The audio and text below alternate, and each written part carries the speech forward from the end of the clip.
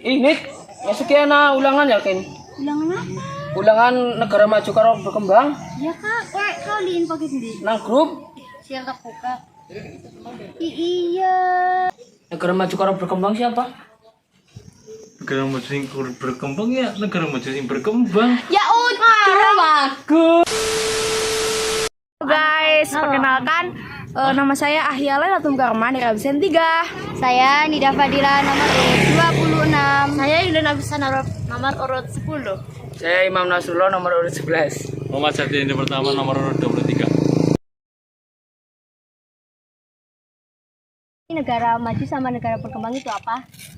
Negara maju atau negara berpenghasilan tinggi adalah negara berdaulat yang memiliki kualitas hidup yang tinggi, ekonomi yang maju, dan infrastruktur teknologi yang canggih relatif dibandingkan dengan negara-negara yang kurang maju lainnya. Oke.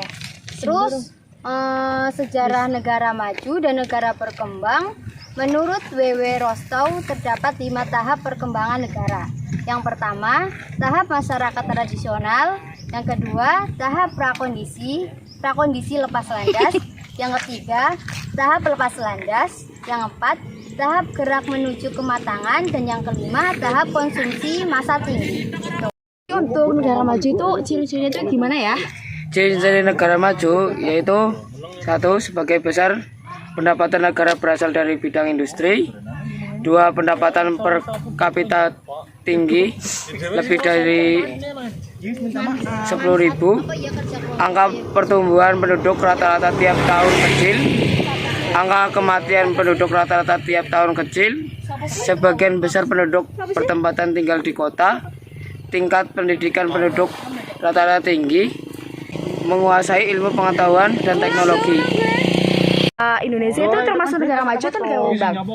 Kalau Indonesia sendiri itu negara berkembang. Ciri-ciri negara berkembang: 1. Tingkat pendidikan masih rendah. 2. Tingkat penghasilan masih rendah. 3. Tingkat kesehatan masih rendah. 4.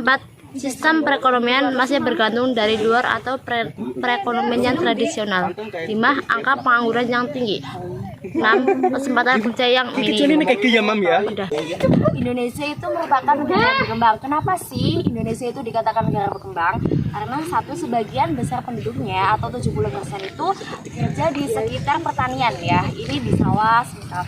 Terus yang kedua, industrinya itu biasanya berlatar belakang agraris. Yang ketiga, tenaga pertanian masih mengandalkan tenaga manusia.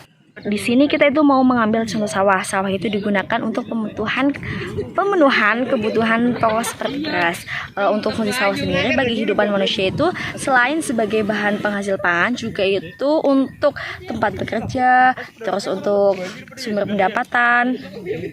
Terus peran sektor pertanian dalam perkembangan ekonomi di Indonesia itu sebagai sektor penghasil bahan pangan, sebagai sumber tenaga kerja bagi sektor ekonomi.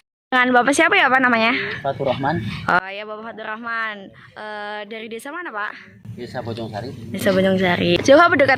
Dekat situ ya. Oh dekat. Bapak ini sebagai petani, saya mau tanya sedikit tentang wawancara sedikit. Ya. Kalau luas lahan sawah punya Bapak sendiri berapa ya Pak? Kalau yang digarap itu cuma kalau yang di situ cuma 180. Pertamanya itu lahan kosong apa udah direncanakan buat pertanian? Itu pertanian. Oh untuk pertanian ya Pak. Terus untuk pembajakan sawahnya udah sama traktor kan? Iya. Oh, berarti udah modern ya, Pak. Dulu kan pakai sapi gitu, pakai kerbau. Ya.